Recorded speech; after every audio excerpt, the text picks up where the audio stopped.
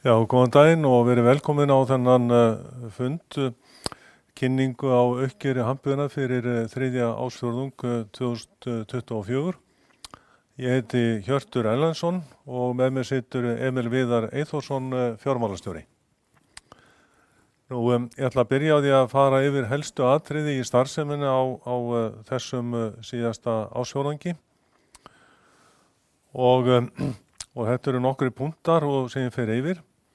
En salan á þriðja ársfjórðungi þessa árs, samanborið við sama ársfjórðung síðasta árs, var 7,7% lægri og EBIT ársfjórðungsins var 11,5% miðað við 11,4% á sama tímabili í fyrra.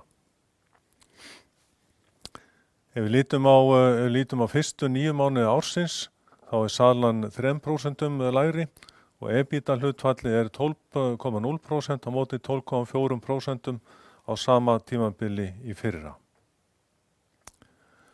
Hagnaður á ársfjórðungnum var rúmlega 1,1 milljón evra, samanborið við 3,5 milljónir evra á sama tímabili í fyrra og mismunum á aðalega rekja til umtalsverðs gengihagnaðar á sama ársfjórðungi í fyrra sem lækkaði fjármagnsgjöldin niður í einungis 0,2 milljónir evra. Og þetta þarfnast dálitlar útskýringar því að við fórum í hlutafjárútboðið sumarið 2023 og í júní að þá fengum við inn fyrir hlutabréfin og settum það í ávöxtun inn á íslenskan reikning hjá Arion sem ber mjög góða vexti. Strax eiginlega eftir þá greidtum við niður stórt lán hjá Mørnóti í Noregi og síðan greiddum við lán í lok ársins þegar búin að semja framtíða fjármögnun á Mørnót. Þannig að við stóðum á þessum tímabili frá júní fram í eiginlega desember með umtalsverða háar fjárhæðir inn á þessum reikningi í Arion. Og þegar við vorum í hlutafjárútboðinu að þá var gengið á íslensku krónu gagnvart evru 151,5 króna. Síðan líður fram í september og þá styrkist krónan og verður 144,5. Þannig að hún styrkist 5 krónur á þessu tímabili og þessi styrking gekk reynda tilbaka og króna var komin eða evra var komin í sama eiginlega áramótin. En þetta þýddi að á þriðja ársfjórðungi í fyrra þá fengum við mjög mikinn gengishagnað af þessari inneign í íslensku krónum og þessi inneign hún nam gengishagnaðurinn nam 2,6 milljónum evra og ýtti niður fjármagnskostnað niður í þessar 200.000 evrur. Og þegar við erum að bera þennan síðasta ársfjórðung saman við ársfjórðunginn í fyrra, að þá kemur þarna þessi mikli munur fram.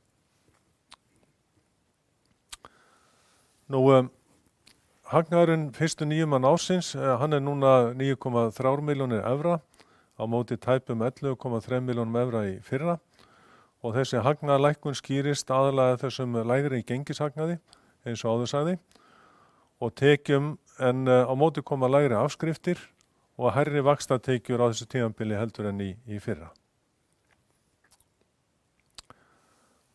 Sölutregðan sem kom fram á öðrum ársfjórðungi hélt áfram inn í sumarið og til loka þriðja ársfjórðungs. Salan var reyndar ágæt í Kanada og á Íslandi og Írlandi. Og í Færeyjum náðist að vinna upp allt það sem tapaðist í 4 vikna verkfallinu sem var þarna frá júní fram í júlí og gott betur en það. En salan hún dróst hins vegar saman í Grænlandi og Skotlandi en mestu samdráttur varð hjá fyrirtækjunum í Noregi og á Spáni. Og þar var salan minni bæði veiðarfæraefni og minni sala var til fiskeldis. Ástæðuna fyrir sölutregðunni, fyrir utan hátt vaxtaumhverfi og almennt hækkandi kostnað, er mismunandi eftir landsvæðum.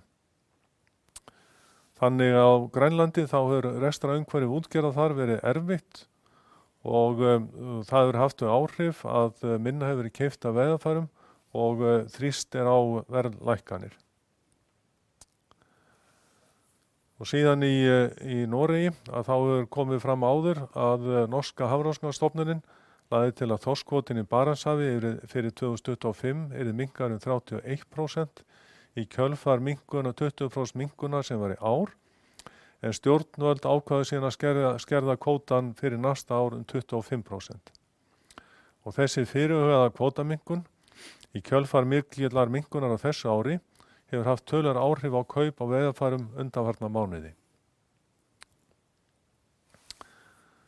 Í fiskeldisgeiranum þá hefur aukin samkeppni á norska markaðnum haft áhrif á sölu til norskra fiskeldisfyrirtækja, en mest af sölusamdrætti Mørenholt Aquaculture má þó rekja til dótturfyrirtækis þess á Spáni, en þar hafa stór verkefni sem samið var annaðhvort frestast eða verið hætt við, einkum vegna stjórnmálaástandsins í heiminum. Og þarna má nefna tvö stór verkefni sem átti að setja upp í Marokkó, en vegna rússneskar eignaraðildar að þeim verkefnum að þá lentu þau í viðskiptabanni og var ekki hægt að halda áfram með verkefnin. Og þriðja stóra verkefni sem lenti í stjórnmálaástandi var uppsetning á fiskeldisstöð fyrir utan Gaza og Ísrael. Þannig að það verkefni hefur eðlilega frestast. Þannig að þetta var svona dálítið mörg áföll komið hérna rauð fyrir Mørenholt Aquaculture á Spáni. Nú við höfum að halda áfram að fjárfesta í uppbyggingu á þjónustu og sérstaklega fyrir fiskeldisfyrirtæki í Skotlandi. Og nýja þjónustustöðin sem við erum að byggja þar á Innisskæ, að hún verður væntanlega tilbúin í lok sumars á næsta ári. Nú við gengum frá kaupum á Fisk Protection, en það fyrirtæki sérhæfði sig í framleiðslu og sölu á lúsapilsum fyrir fiskeldiskvíar og reksturinn hefur farið virkilega vel af stað. Nú nýja netaveista okkar í Skagen í Danmörku, við vígðum það í byrjun september, og það mikil framför því netaveista 4.800 fermetrar og búið besta tækjabúnaði sem völ á fyrir viðgerðir og viðhald á flotthólfum. Nú síðan á þessum þriðja ársfjórðungi þá gengum við frá sameiningu rekstrarvöruhluta Wood við Hampiðan Ísland og í framhald af því þá sameinum við Mørenholt Ísland við Hampiðan Ísland. Nú ef við förum síðan í lykiltölurnar og skoðum fyrst lykiltölu fyrir 9 mánuðina og þar á eftir rekstrarreikning fyrir þriðja ársfjórðung og fyrir fyrstu 3 ársfjórðunga ársins. Og hér sjáum við að rekstrartekjurnar fyrstu 9 mánuðina eru tæpar 240 milljónir á móti 247 í fyrra. Þetta minnkun 3,0% á milli ára. EBITDAn sem var 30,6 tæpar núna 28,7. Hagnaðurinn sem var í fyrra tæpar 11,4 núna tæpar 9,3 milljónir. Og þarna aðalskýringin að sjálfsögðu þessi gengismunur sem kom fram á þriðja ársfjórðungi. Heildareignir Hampunar núna komnar í rúmlega 500 milljónir, voru áramótin 490 milljónir evra. Eiginfjárhlutfallið 54% og var áramótin 55%. Birgðirnar tæpar 126 en voru áramótin 121,8 einnig tæpar 126. Þarna ef við berum okkur saman við sama tímabil í fyrra og að fisk sem bættist í samstæðuna þá eru birgðir raunverulega 2 milljón króna minni heldur en voru á þeim tíma. Nú handbært fé var 44,4 milljónir og áramótin var það rétt tæpar 53 milljónir. Og síðan nettóskuldir, net interest bearing debt, var 130 milljónir tæpar, en áramótin var þessi tala 115 milljónir. Nú ef við skoðum síðan sérstaklega rekstrarreikninginn fyrir þriðja ársfjórðung,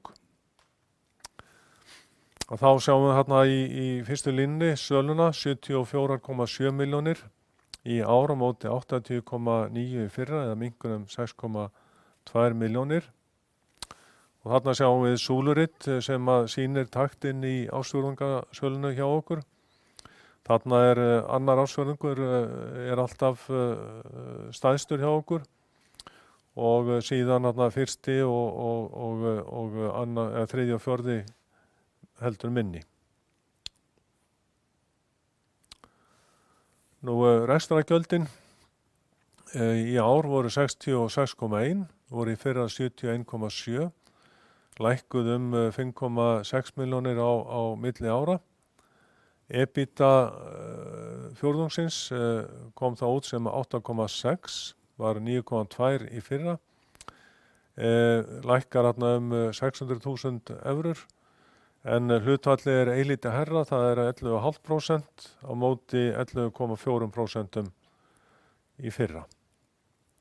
Og þarna sjáum við aftur súluritt sem sýnir ársfjórðungana, þar sem að annar ársfjórðungur gefur yfirleitt best og þriðji ársfjórðungur kemur yfirleitt þar á eftir. Nú afskriftir á þessum ársfjórðungi voru 3,7 en voru á sama tíma í fyrra 4,4.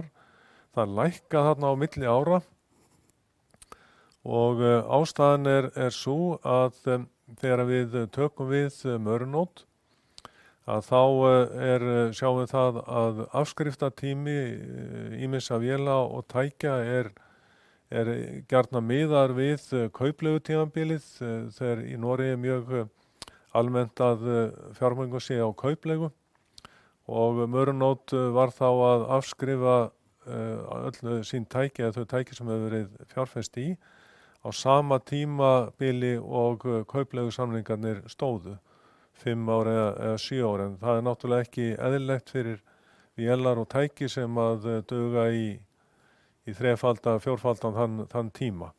Þannig að við færðum þessar afskriftir að því sem að algengt að hafa í handbuðinni. En öll þessi breytinga, hún kemur inn á síðasta ársfjórðungi síðasta árs. Og þess vegna þessi munur núna milli þriðja ársfjórðung 24 og þriðja ársfjórðungs 23 að afskriftirnar lægri í ár heldur en í fyrra. Síðan þegar árið komið að enda, að þá jafnast þetta út á milli áranna. Nú rekstrarhagnaðurinn á þessum þriðja ársfjórðungi, hann kom þá út sem 4,9 milljónir evra, var 4,8 milljónir í fyrra, upp tæpa 1,1 milljón, 1,1 milljón ætlaði að segja. Nú fjármagnstekjurnar og fjármagnsgjöldin, þarna kemur þetta afskaplega skýrt fram að í ár þá þetta svona nær því sem að myndi teljast eðlilegt, 3,2 milljónir evra, en var á sama tíma í fyrra einungis 200.000 evrur. Og þarna breyting 3,1 og það 2,6 milljónir af þessum 3,1 sem að hægt rekja til gengis hagnaðarins. Þannig að hagnaðurinn fyrir skatta 1,7 milljón og á móti 4,7 milljónum í fyrra, mismunur upp á 3 milljónir evra. Síðan kemur tekjuskatturinn og þá hagnaður eftir skatta 1,1 í ár á móti 3,5 í fyrra. Lækkar 2,4 á þessum fjórðungi.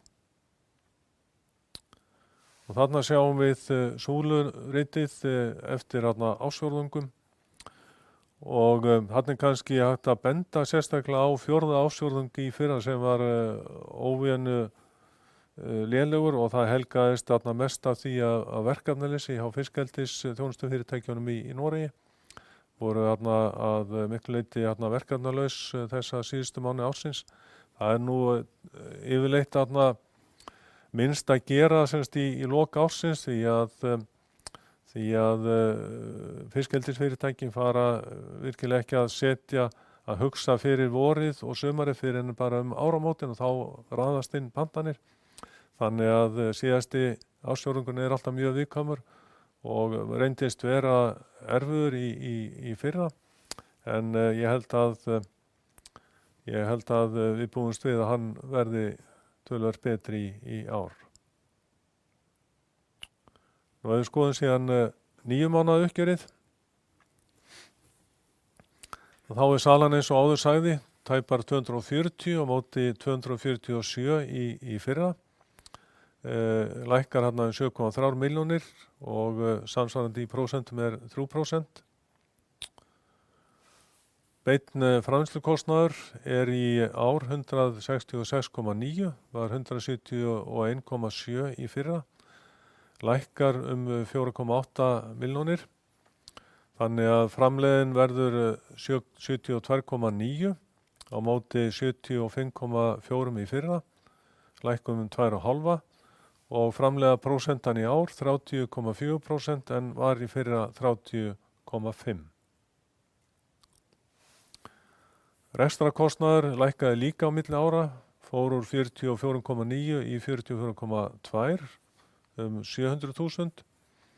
Þannig að EBITDA fyrstu 9 mánuðina kemur út sem 28,7 eða 12%. Í fyrra var 30,6 eða 12,4%. Lækkar hérna 1,8 milljóna milli ára. Og þarna koma afskriftirnar 10,7, það sem af þessu ári voru 12,6 á sama tíma í fyrra. Að lækka hérna 1,9 en þetta mismunin sem kemur síðan til með að fara að mestu út þegar að árinu lokið. Þannig að ekstra hagnaður á fyrstu 9 mánuðunum 18 milljónir og það var sama tala í fyrra 18 milljónir. Það munar hérna tæpum 100.000 evrum. Fjármagnsgjöldin í ár 6,5 milljón, voru 3,7 milljónir í fyrra, 2,8 milljónir og þarna kemur þessi gengishagnaður sem kom inn í september enn og aftur og hagnaðurinn fyrir skatta núna 11,6, var 14,3 í fyrra eða 2,7 milljónum lægri. Síðan eftir skatt þá hagnaðurinn 9,3 og var í fyrra 11,4, að lækka hérna milli ára 2,1 milljón evra. Nú ef við förum síðan í nánari greiningu á EBITDA þá ætlar Emil að taka við og fara yfir hvernig þetta hefur breyst á milli ára. Gjörðu svo vel. Við byrjum á EBITDA-brúnni. Við erum með EBITDA eins og það var í 9 mánuðunum 2023 på 30,6 milljónir. Og til þess að fara svona yfir breytingarna sem verða á milli tímabilina að þá eru tekjurnar að lækka 7,3 milljónir. Framleiðslukostnaður lækkar á móti 4,8 milljónir og rekstrarkostnaðurinn að lækka 700.000 og þetta skýrir þessa breytingu frá 30,6 niður í 28,7 milljónir. Eins og EBITDA 9 mánaða 2024. Hér erum við með hagnaðarbrú, þar sem við erum með hagnaðinn fyrir 9 mánuði ársins 2023, 11,4 milljónir og EBITAn að lækka 1,8 á milli ára. Afskriftir eru að lækka á móti 1,9 milljón á milli tímabilina. Fjármagnsgjöldin eru lægri sem nemur tæpum 200.000. En þarna kemur síðan þessi gengismunur upp á 3,2 milljónir sem var til tekna í fyrra umfram það sem til tekna í ár. Tekjuskatturinn, hann lækkar 600.000 á milli árana og svo tekjur frá hlutdeildarfélögum kringum 300.000 hærri í ár en var í fyrra og þetta leiðir okkur í hagnaðinn upp á 9,3 milljónir í lok september í ár. Hér við síðan með sjóðstreymisbrú sem sýnir hvernig við förum úr upphafsstöðu ársins í handbæru fé á 53 milljónir evra. EBITDA bætist við 28,7 milljónir. Það jákvætt sjóðstreymi frá rekstratengdum eignum og skuldum upp á 1,4 milljónir. Síðan neikvætt fjárstreymi af vöxtum og sköttum upp á 10,4 milljónir. Síðan fjárfestingarhreyfingarnar hjá okkur á árinu. Það neikvæðar 29,6 milljónir. Hér einkum að ræða fjárfestingar í varanlegum rekstrarfjármunum. Má þar helst nefna uppbyggingu í fiskeldisþjónustustöð í Skotlandi, þjónustuverkstæðan okkar í Skagen og síðan kaupum á minni hluta í Swanet USA ásamt kaupum á norska fiskeldisþjónustufyrirtækinu Fisk. Bankalán að hækka, jákvætt sjóðstreymi frá þeim upp á 5,1 milljón. Við greiðum út arð upp á 4,9 milljónir. Gengismunur af handbæru fé neikvæður 200.000 en með handbært fé frá Fisk, keyptu dótturfélagi, 1,4 milljónir. Þetta leiðir okkur í stöðun eins og hún í lok september upp á 44 milljónir og 400.000. Ég ætla að fara einnig í gegnum efnahagsreikninginn og helstu breytingar frá áramótum. Við byrjum í fasta fjármununum, að þá varanlegir ekstra fjármunir að aukast 9,2 milljónir, fara úr 169,6 milljónum í ársbyrjun í 178,8 milljónir. Óefnislegar eignir að hækka 8,2 milljónir, í 85 milljónir í lok september en voru 76,9 í byrjun ársins. Þarna skýringin einkum kaupin á Fisk og kaupin á minni hlutanum í Swanet USA. Eignarhlutur í hlutdeildarfélögum að hækka 300.000, fer úr 1,4 í 1,7. Fjárfestingaeignir á skuldabréf og langtímakröfur bæði að lækka 100.000 á milli tímabilina. En síðan tekjuskattsinneign að hækka 1,4 milljónir, fer úr 300.000 í ársbyrjun í 1,7 milljónir og skýringin þarna einkum að í Fisk þá var tekjuskattsinneign sem kemur inn í reikningan okkar og einnig tekjuskattsinneign að aukast í Mörnótt. Fastafjármunir að hækka 18,8 milljónir frá áramótum, voru 252 milljónir og núna 270,8. Þá það veltufjármunir, byrðirnar að lækka 100.000 frá áramótum. Eins og Hjörtur kom inn á áðan, þá raunlækkun frá sama tímabili í fyrra, rúmar 2 milljónir. Það koma inn nýjar byrðir með Fisk félaginu inn í byrðir samstæðanur upp á 1,2 milljónir og svo voru byrðirnar í lok september 23 rúmri milljón evra hærri heldur að vorum í árslok. Viðskiptakröfur og aðrar skammtímakröfur standa nánast í stað 59,3 voru 59,2 áramótin og handbært fé að lækka 8,6 milljónir, var 53 milljónir, núna 44,4 milljónir og skýringin hérna einkum kaup á þessum dótturfélögum. Veltufjármunir að lækka 8,7 milljónir, voru 238 milljónir, núna 229,3 milljónir. Heildareignir að aukast 10,2 milljónir, voru rúmar 500 milljónir evra í lok september, en voru í byrjun árs 490 milljónir. Þá fyrir við í skuldir og eigið fé en byrjum í langtímaskuldum. En þær eru að langtímaskuldir að aukast 1,5 milljón, voru 120,2 milljónir í ársbyrjun, eru 121,7 milljón í lok september. Skýringin hér einkum fjármögnun á uppbyggingunni í Skagen á nýja netaverkstæðinu okkar þar.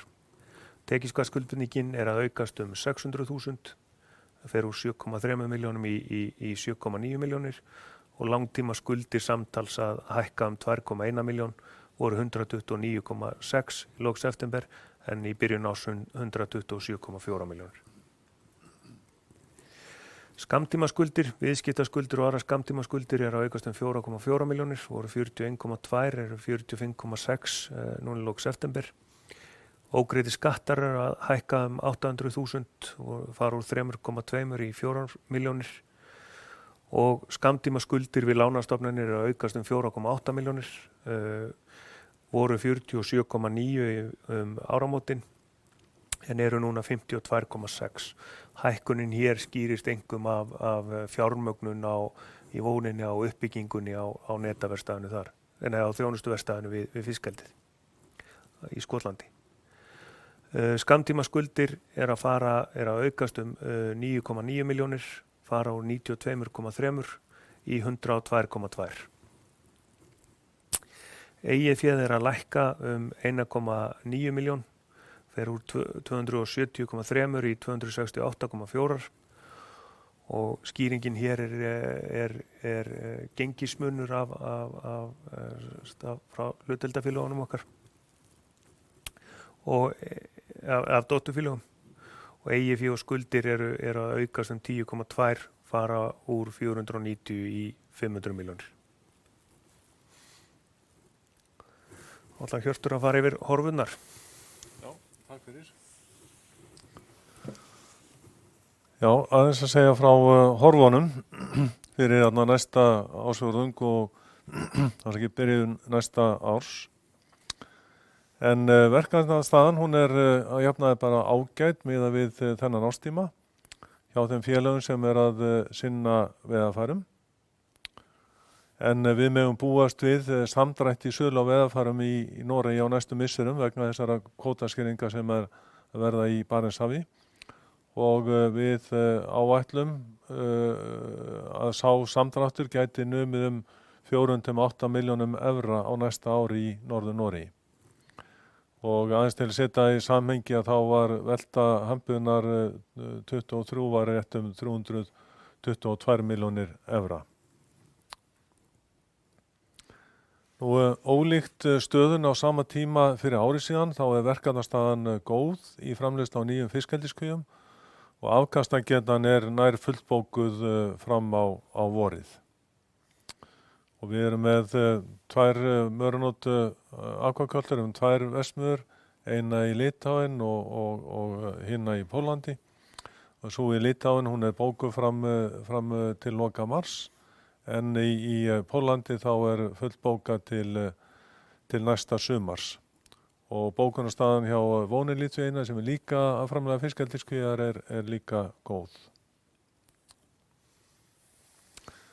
Nú við höfum samið nokkuð stór verkefni í fiskeldi undanfarna vikur og sem byrjað að vinna sem að skýri þá líka hvernig verkefnastaðan hjá þessum félögum og þessi verkefni verður kláruð á næsta ári og áætlaðar tekjur af þessum verkefnum 6 milljónir evra. Nú þessu til viðbótar þá eru samningaviðræður á lokametrónum nokkur stór verkefni í fiskeldi til viðbótar og gætu sölutekjur af þeim numið allt að 32,5 milljón evra og það myndi skila sér á mestu á næstu 2 árum og síðan aðeins inn á 3. árið. Nú við erum enn með hluta af hlutafjáraukningunni inn á reikningi í íslensku krónum og í góðri ávöxtun eins og hér á Íslandi þessi misserinn og það mildar áhrif af háu vaxtaumhverfi á þessum dögum.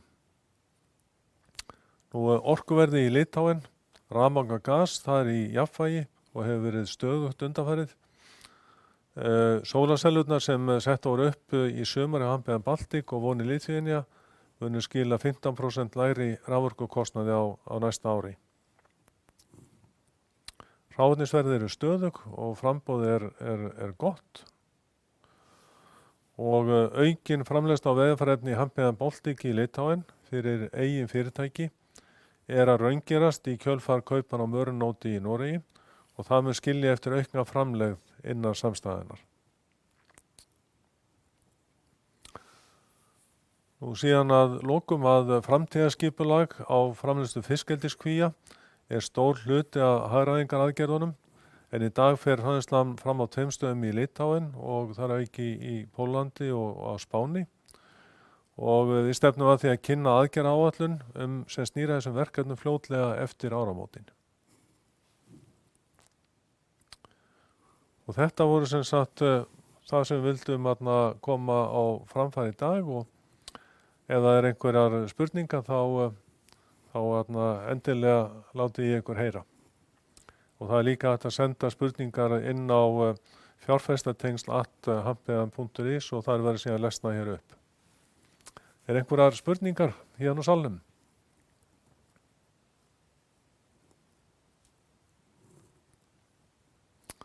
Ekki það. Hvernig er það, Jón? Hefur þú fengið eitthvað á netinu? Nei, engin póstur borist enn. Nei. Ef að bíða aðeins.